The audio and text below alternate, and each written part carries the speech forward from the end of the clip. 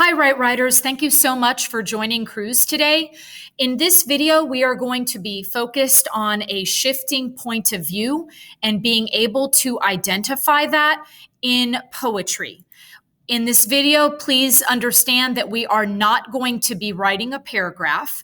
And so if you are looking for a paragraph at the end, go ahead and stop this video now because this is not that video. In this video, we're going to practice identifying shifting points of view because it is an area of weakness that I see with young writers. And so I'm going to call it here in my fun writing here with the mouse, what I call shifting point of view. And that's what we're going to be looking at today with this particular poem called Old Love by Pat Mora. Let's begin, Right Writers. We're going to begin first by reading the poem, and then we will start to identify where the shift in point of view happens in this particular poem by Pat Mora titled Old Love.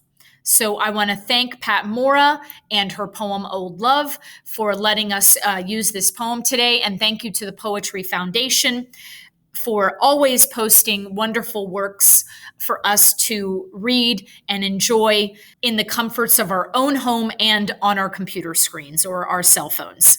The first thing we're going to do, Right Writers, is we're going to read the poem Old Love by Pat Mora at least 3 times.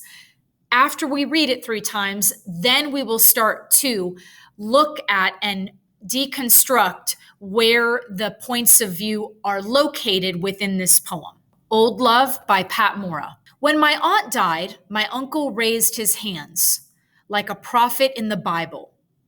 I've lost my girl, he said. I've lost my girl, over and over, shaking his head. I didn't know what to say, where to look. My quiet uncle raising his voice to silence. My uncle was 87. Listen, my uncle said, sighing, like a tree alone at night. Women know. Every midnight on New Year's Eve, when others sang and laughed and hugged, your aunt looked at me, tears in her eyes. 60 years, she knew. One day we'd kiss goodbye. Let's take it from the top again. Old Love by Pat Mora. When my aunt died, my uncle raised his hands like a prophet in the Bible. I've lost my girl, he said. I've lost my girl, over and over, shaking his head. I didn't know what to say, where to look. My uncle raising his voice to silence. My aunt was 87. Listen, my uncle said, sighing like a tree alone at night. Women know. Every midnight on New Year's Eve, when others sang and laughed and hugged, your aunt looked at me, tears in her eyes. 60 years, she knew. One day we'd kiss goodbye. All right, Right Writers, and third time, Old Love by Pat Mora. When my aunt died, my uncle raised his hands like a prophet in the Bible. I've lost my girl, he said. I've lost my girl, over and over, shaking his head. I didn't know what to say, where to look. My quiet uncle raising his voice to silence. My aunt was 87. Listen, my uncle said, sighing like a tree alone at night. Women know. Every midnight on New Year's Eve, when others sang and laughed and hugged, your aunt looked at me, tears in her eyes. 60 years, she knew. One day we'd kiss goodbye. All right, so taking a look at this beautiful poem entitled Old Love by Pat Mora, what we're going to be looking at is the shift in perspective. And you could also consider it, again, what we may see POV or point of view. So looking at this poem here, we can see that the poem has 3 stanzas. So in this case, we've got stanza 1. We've got stanza 2 in this part, and I can sort of box it off so you can see these separate stanzas, Right Writers. And then here we have stanza 3. And if you notice, stanza 3 is much larger than the other 2 stanzas. So we can see that this poem contains 3 stanzas. Now I'm going to clear this out because we're going to take this poem one stanza at a time and start looking at what are we seeing here? Who's speaking in the poem? So I'm going to clear this, and we're going to start first with this stanza. When my aunt died, my uncle raised his hands like a prophet in the Bible. I've lost my girl, he said. I've lost my girl, over and over, shaking his head.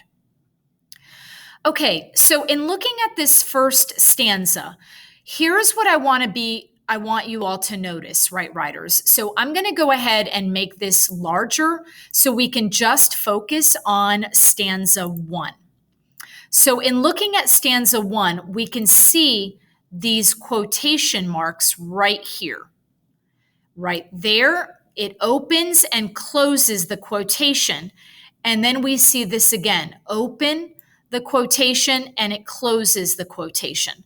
So that's the first thing I want to be looking at, right, writers, are the quotation marks. Because those quotation marks are going to let me know something very important. It's going to let me know who is speaking in that part. So I'm going to clear the screen. And now I want to go back to, again, we're just working with stanza 1. So who is saying, I've lost my girl, I've lost my girl? If you said the uncle, or the narrator's uncle, you are correct. So the person who's speaking here is the narrator's uncle. That's who's speaking in that part of stanza 1. But there are more words in stanza 1. And so we've got to figure out, okay, well then who's speaking in these other parts? Well, let's make it a different color, and we're going to go with purple. When my aunt died, my uncle raised his hands like a prophet in the Bible, he said, over and over, shaking his head. Well, in this part right here, and in this line right here, and here, he said, and over, and shaking his head. So in these parts here, I'm going to go ahead and circle. This is where the narrator is speaking.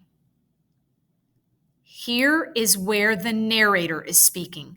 So what is circled in purple is where the narrator is speaking, and what is circled in red is when the uncle is speaking.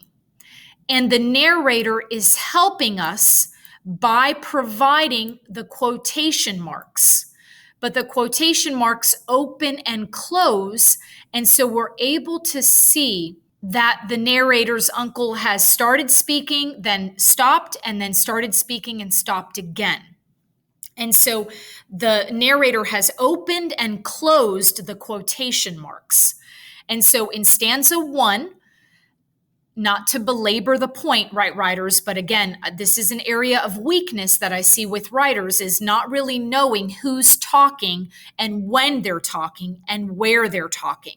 So really, again, that's the purpose of this video. So in this purple section here is where the narrator is speaking. In the red circled area is where the narrator's uncle is speaking. But let's say you wanted to know, well, where is it first person, second person, and third person, Cruz? Well, here's what's interesting. It depends on who's talking. So in the first part, the purple part, when my aunt died, my uncle. So you're seeing pronouns like my. And so in this case, there is no doubt that the narrator is speaking in first person. However, so is the uncle, because the uncle says, I have lost my girl. I've lost my girl. I and my are being used So the narrator's uncle is also speaking in first person. And so the uncle is giving his point of view. And so that's why students sometimes, writers, if you struggle with first person, second person, and third person, part of your struggle is we have to know who's actually speaking. And so in this case, in this kind of poem, I don't like to think about this because this is going to confuse you. In this case, I want you to think about, well, who's actually talking in the poem? Let's identify that first. So in this case, again, the narrator is speaking in the purple circled areas, and then the red is the narrator's uncle. Now let's go into stanza 2 and see who's speaking. So I apologize, writers, I'm actually going to have to clear this screen. So take a moment, and I want you to look at this so that you can see, again, who's speaking here. And then I'm going to go ahead and go to the next part because I'm going to clear this. Clearing the screen, we're moving on to stanza 2. I didn't know what to say, where to look, my quiet uncle raising his voice to silence. Okay, so in this part, notice how we do not see any quotation marks. So this entire section is focused only on the narrator. In this stanza, the narrator is the only one speaking. And the narrator is speaking in first person here because we see, I didn't know what to say, where to look. My quiet uncle raising his voice to silence. So in this stanza, stanza 2 is the narrator. But again, notice how in stanza 1, we had both the narrator and the narrator's uncle. Now let's move on to stanza 3. Clearing the screen again, writers, as we look at stanza 3. Again, I want to reread before we start identifying who is speaking in the poem. My aunt was 87. Listen, my uncle said, sighing like a tree alone at night. Women know. Every midnight on New Year's Eve, when others sang and laughed and hugged, your aunt looked at me, tears in her eyes. 60 years, she knew. One day, we'd kiss goodbye. So in this case, in this first part, the first line of the poem, of stanza 3, technically, my aunt was 87. Here is where the narrator is speaking. And how do I know that? Well, if I clear my screen, I can show you how I know that. I know that because I'm looking for the quotation marks. And here is a quotation mark. The quotation is opening, and here the quotation is closing. And so this part right here represents the narrator's uncle speaking. And then here, the quotation opens. And notice how the quotation does not close, the quotation mark, until we get down here. So here is where the quotation closes. And in this case, this entire section right here is the narrator's uncle speaking in this poem. And I'm sorry, I took that opening of the quotation mark away there. But this part right here is where it opens, women know, and then it closes at goodbye. So in these two spots is where the narrator's uncle is speaking in the poem. And notice how the narrator's uncle speaks really the most at the end of the poem, at the end of Patmore's work. And so this is representing the narrator's uncle and the narrator's uncle's point of view, whereas, sorry, that looks a little bit like a an O instead of a C. And so this part right here in red is representing where the narrator is speaking. My aunt was 87. My uncle said, sighing like a tree alone at night. Those speaking parts are where the narrator is speaking, the narrator's perspective or point of view. The purpose really of this video was for you to understand how in poetry and in anything that you read, the point of view, the perspective can shift and change. What you need to be looking for is not just my uncle said, he said, she said, they said, but actually looking for the quotation marks. The quotation marks help to identify who is speaking in a work. Now I'm going to clear the entire screen, Right Writers, and I'm going to shrink this quite a bit so we can see the entire poem. I hope, Right Writers, that you have this poem and that you've pulled it up perhaps on your own screen so you can begin to see again where the uncle is speaking and where the narrator is speaking. So in this case, I'm going to identify the uncle speaking in red, and then the purple is the narrator. So again, just circling, identifying the speaking parts. Again, red is uncle, or more specifically, narrator's uncle, and the purple represents the narrator. Now, you might be thinking to yourself, okay, well, how would I write, why is this important in terms of a paragraph when you're looking at perspective or point of view? Well, it's something you can talk about, because again, one of the things that if you notice is that in the first stanza, you hear less of the uncle. And then in the second stanza, you don't hear the uncle at all.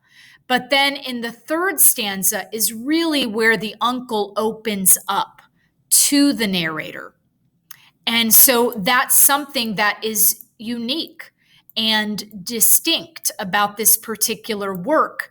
And that's something you can talk about if you were analyzing it in terms of, writing a paragraph.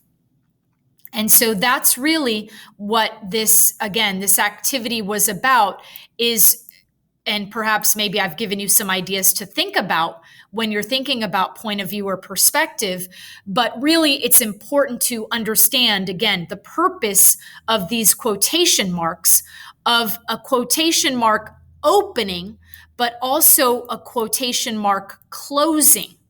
And understanding that when a quotation mark opens, if it did not close until way down there where it says goodbye. And so in that whole section, the uncle was still speaking.